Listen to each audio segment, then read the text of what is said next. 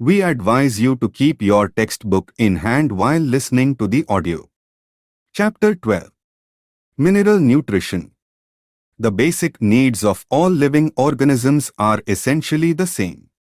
They require macromolecules, such as carbohydrates, proteins and fats, and water and minerals for their growth and development.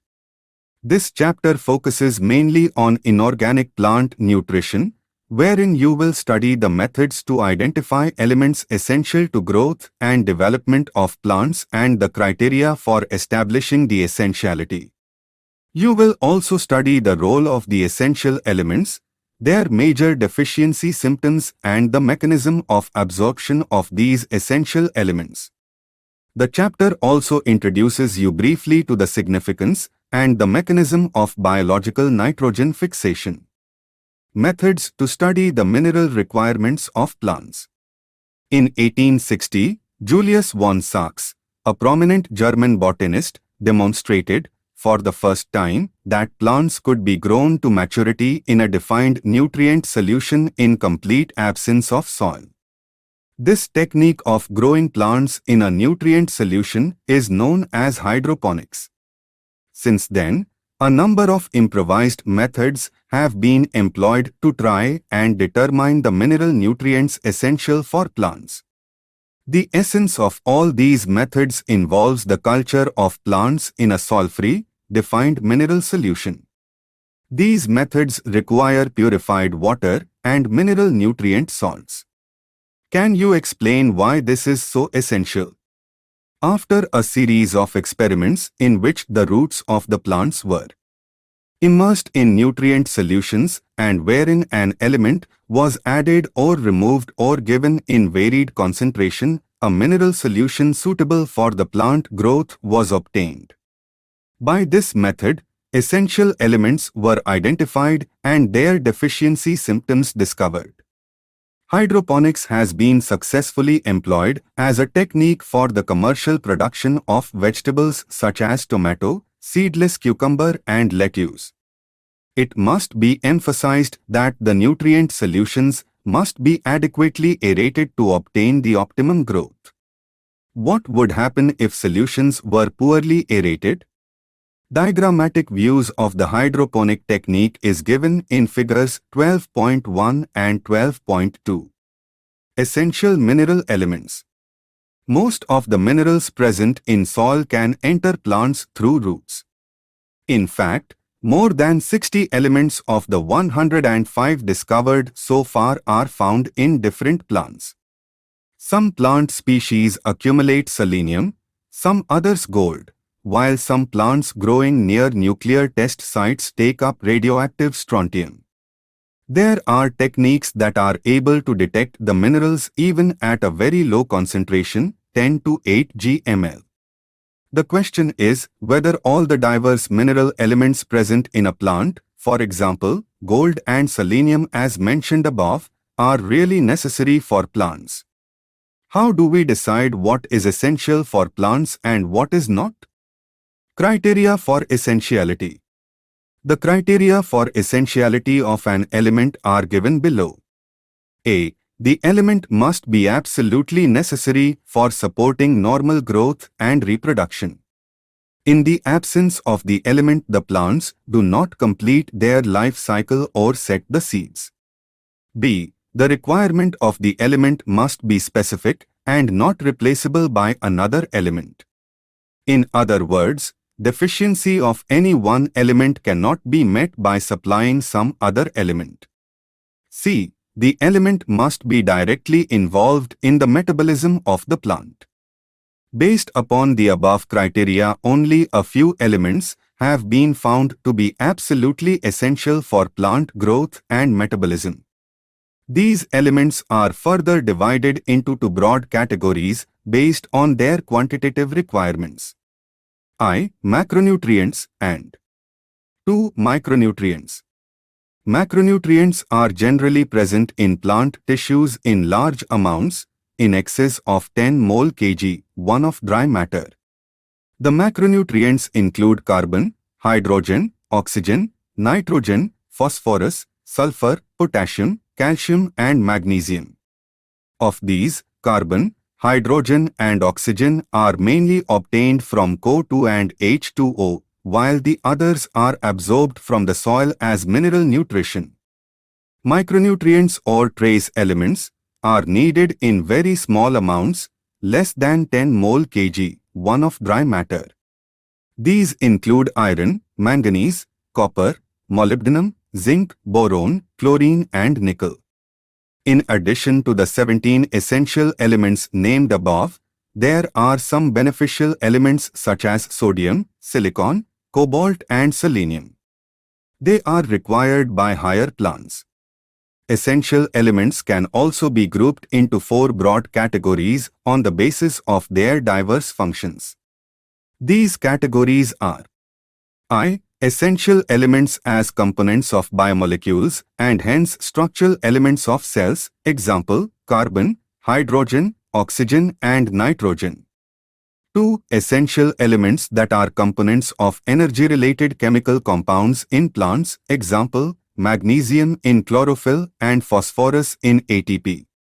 3. Essential elements that activate or inhibit enzymes.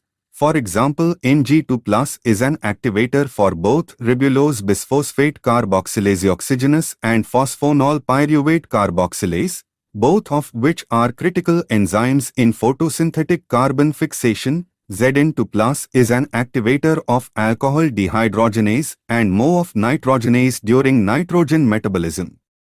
Can you name a few more elements that fall in this category? For this, you will need to recollect some of the biochemical pathways you have studied earlier. 4. Some essential elements can alter the osmotic potential of a cell.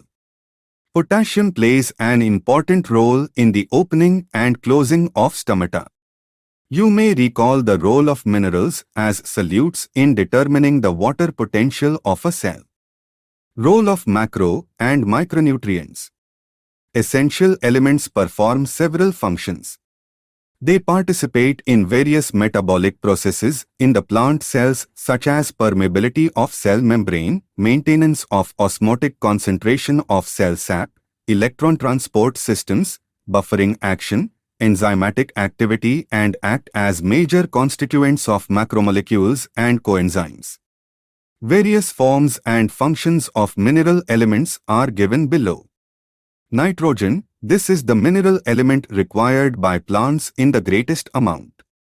It is absorbed mainly as NO3, though some are also taken up as NO2 or NH4+. Nitrogen is required by all parts of a plant, particularly the aristematic tissues and the metabolically active cells. Nitrogen is one of the major constituents of proteins, nucleic acids, vitamins and hormones. Phosphorus. Phosphorus is absorbed by the plants from soil in the form of phosphate ions, either as H2PO4- or HPO4-. Phosphorus is a constituent of cell membranes, certain proteins, all nucleic acids and nucleotides, and is required for all phosphorylation reactions. Potassium, it is absorbed as potassium ion, K+. In plants, this is required in more abundant quantities in the meristematic tissues, buds, leaves and root tips. Potassium helps to maintain an anion-cation balance in cells and is involved in protein synthesis, opening and closing of stomata, activation of enzymes, and in the maintenance of the turgidity of cells. Plant absorbs calcium from the soil in the form of calcium ions, Ca2+. Calcium is required by meristematic and differentiating tissues. During cell division, it is used in the synthesis of cell wall, particularly as calcium pectate in the middle lamella. It is also needed during the formation of mitotic spindle. It accumulates in older leaves. It is involved in the normal functioning of the cell membranes. It activates certain enzymes and plays an important role in regulating metabolic activities. It is absorbed by plants in the form of divalent Mg2+. It activates the enzymes of respiration, photosynthesis, and are involved in the synthesis of DNA and RNA. Magnesium is a constituent of the ring structure of chlorophyll and helps to maintain the ribosome structure. Plants obtain sulfur in the form of sulfate, SO4-2. Sulfur is present in two amino acids, cysteine and methionine, and is the main constituent of several coenzymes, vitamins, thiamine, biotin, coenzyme A, and ferredoxin. Plants obtain iron in the form of ferric ions, Fe3+. It is required in larger amounts in comparison to other micronutrients. It is an important constituent of proteins involved in the transfer of electrons like ferredoxin and cytochromes. It is reversibly oxidized from Fe2+ to Fe3+ during electron transfer. It activates catalase enzyme and is essential for the formation of chlorophyll. It is absorbed in the form of manganese ions, Mn2+. It activates many enzymes involved in photosynthesis, respiration and nitrogen metabolism. The best defined function of manganese is in the splitting of water to liberate oxygen during photosynthesis. Plants obtain zinc as Zn2+ ions. It activates various enzymes, especially carboxylases. It is also needed in the synthesis of auxin. It is absorbed as cupric ions, Cu2+. It is essential for the overall metabolism in plants. Like iron, it is associated with certain enzymes involved in redox reactions and is reversibly oxidized from Cu+ to Cu2+. It is absorbed as Bo3,3 or B4O7,2. Boron is required for uptake and utilization of Ca2+, membrane functioning, pollen germination, cell elongation, cell differentiation and carbohydrate translocation. Plants obtain it in the form of molybdate ions, Mu22+. It is a component of several enzymes, including nitrogenase and nitrate reductase, both of which participate in nitrogen metabolism. It is absorbed in the form of chloride anion, Cl. Along with Na+ and K+, it helps in determining the solute concentration and the anion-cation balance in cells. It is essential for the water-splitting reaction in photosynthesis, a reaction that leads to oxygen evolution. Deficiency symptoms of essential elements. Whenever the supply of an essential element becomes limited, plant growth is retarded. The concentration of the essential element below which plant growth is retarded is termed as the element is said to be deficient when present below the critical concentration. Since each element has one or more specific structural or functional role in plants, in the absence of any particular element, plants show certain morphological changes. These morphological changes are indicative of certain element deficiencies and are called deficiency symptoms. The deficiency symptoms vary from element to element and they disappear when the deficient mineral nutrient is provided to the plant. However, if deprivation continues, it may eventually lead to the death of the plant. The parts of the plants that show the deficiency symptoms also depend on the mobility of the element in the plant. For elements that are actively mobilized within the plants and exported to young developing tissues, the deficiency symptoms tend to appear first in the older tissues. For example, the deficiency symptoms of nitrogen, potassium and magnesium are visible first in the senescent leaves. In the older leaves, biomolecules containing these elements are broken down, making these elements available for mobilizing to younger leaves. The deficiency symptoms tend to appear first in the young tissues whenever the elements are relatively immobile and are not transported out of the mature organs. For example, elements like sulfur and calcium are a part of the structural component of the cell and hence are not easily released. This aspect of mineral nutrition of plants is of a great significance and importance to agriculture and horticulture. The kind of deficiency symptoms shown in plants include chlorosis, necrosis, stunted plant growth, premature fall of leaves and buds, and inhibition of cell division. Chlorosis is the loss of chlorophyll leading to yellowing in leaves. This symptom is caused by the deficiency of elements N, K, Ng, S, Fe, Mn, Zn and Mo. Likewise, necrosis or death of tissue, particularly leaf tissue, is due to the deficiency of Ca, Ng, Cu, K, lack or low level of N, K, S, Mo causes an inhibition of cell division. Some elements like N, S, Mo delay flowering if their concentration in plants is low. You can see from the above that the deficiency of any element can cause multiple symptoms and that the same symptoms may be caused by the deficiency of one of several different elements.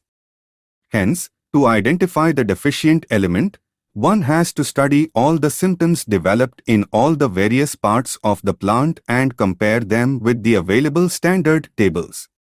We must also be aware that different plants also respond differently to the deficiency of the same element. Toxicity of micronutrients. The requirement of micronutrients is always in low amounts while their moderate decrease causes the deficiency symptoms and a moderate increase causes toxicity. In other words, there is a narrow range of concentration at which the elements are optimum. Any mineral ion concentration in tissues that reduces the dry weight of tissues by about 10% is considered toxic. Such critical concentrations vary widely among different micronutrients. The toxicity symptoms are difficult to identify. Toxicity levels for any element also vary for different plants. Many a times, excess of an element may inhibit the uptake of another element. For example, the prominent symptom of manganese toxicity is the appearance of brown spots surrounded by chlorotic veins. It is important to know that manganese competes with iron and magnesium for uptake and with magnesium for binding with enzymes. Manganese also inhibit calcium translocation in shoot apex. Therefore, excess of manganese may, in fact, induce deficiencies of iron, magnesium and calcium. Thus, what appears as symptoms of manganese toxicity may actually be the deficiency symptoms of iron, magnesium and calcium. Can this knowledge be of some importance to a farmer, a gardener, or even for you in your kitchen garden? Mechanism of absorption of elements. Much of the studies on mechanism of absorption of elements by plants has been carried out in isolated cells, tissues or organs. These studies revealed that the process of absorption can be demarcated into two main phases. In the first phase, an initial rapid uptake of ions into the free space or outer space of cells, the apoplast, is passive. In the second phase of uptake, the ions are taken in slowly into the inner space, the symplast of the cells. The passive movement of ions into the apoplast usually occurs through ion channels, the transmembrane proteins that function as selective pores. On the other hand, the entry or exit of ions to and from the symplast requires the expenditure of metabolic energy, which is an process. The movement of ions is usually called the inward movement into the cells is influx and the outward movement, efflux. You have read the aspects of mineral nutrient uptake and translocation in plants in Chapter 11. Translocation of solutes. Mineral salts are translocated through xylem along with the ascending stream of water, which is pulled up through the plant by transpirational pull. Analysis of xylem sap shows the presence of mineral salts in it. Use of radioisotopes of mineral elements also substantiate the view that they are transported through the xylem. You have already discussed the movement of water in xylem in Chapter 11. Soil as reservoir of essential elements. Majority of the nutrients that are essential for the growth and development of plants become available to the roots due to weathering and breakdown of rocks. These processes enrich the soil with dissolved ions and inorganic salts. Since they are derived from the rock minerals, their role in plant nutrition is referred to as mineral nutrition. Soil consists of a wide variety of substances. Soil not only supplies minerals but also harbors nitrogen-fixing bacteria, other microbes, holds water, supplies air to the roots and acts as a matrix that stabilizes the plant. Since deficiency of essential minerals affect the crop yield, there is often a need for supplying them through fertilizers. Both macronutrients and micronutrients form components of fertilizers and are applied as per need. Metabolism of nitrogen. Nitrogen cycle. Apart from carbon, hydrogen and oxygen, nitrogen is the most prevalent element in living organisms. Nitrogen is a constituent of amino acids, proteins, hormones, chlorophylls and many of the vitamins. Plants compete with microbes for the limited nitrogen that is available in soil. Thus, nitrogen is a limiting nutrient for both natural and agricultural ecosystems. Nitrogen exists as two nitrogen atoms joined by a very strong triple covalent bond. The process of conversion of nitrogen, N2, to ammonia is termed as. In nature, lightning and ultraviolet radiation provide enough energy to convert nitrogen to nitrogen oxides, No. number to N2O. Industrial combustions, forest fires, automobile exhausts and power generating stations are also sources of atmospheric nitrogen oxides. Decomposition of organic nitrogen of dead plants and animals into ammonia is called ammonification. Some of this ammonia volatilizes and re-enters the atmosphere, but most of it is converted into nitrate by soil bacteria in the following steps. Ammonia is first oxidized to nitrite by the bacteria Nitrosomonas and or Nitrococcus. The nitrite is further oxidized to nitrate with the help of the bacterium Nitrobacter. Pseudomonas. Thiobacillus. Biological nitrogen fixation. Available abundantly in the air. Only certain prokaryotic species are capable of fixing nitrogen. Reduction of nitrogen to ammonia by living organisms is fixers. The nitrogen-fixing microbes could be free-living or symbiotic. Examples of free-living nitrogen-fixing aerobic microbes are Azotobacter, Beijeringia rhodospirillum bacillus, Anabaena nostoc, Rhizobium frankia, Rhizobium frankia, Rhizobium.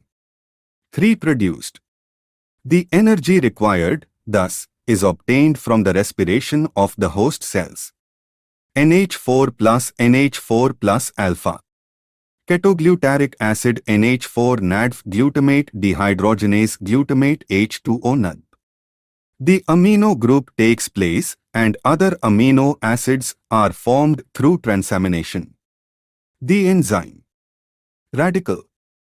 Since amides contain more nitrogen than the amino acids, they are transported to other parts of the plant via xylem vessels.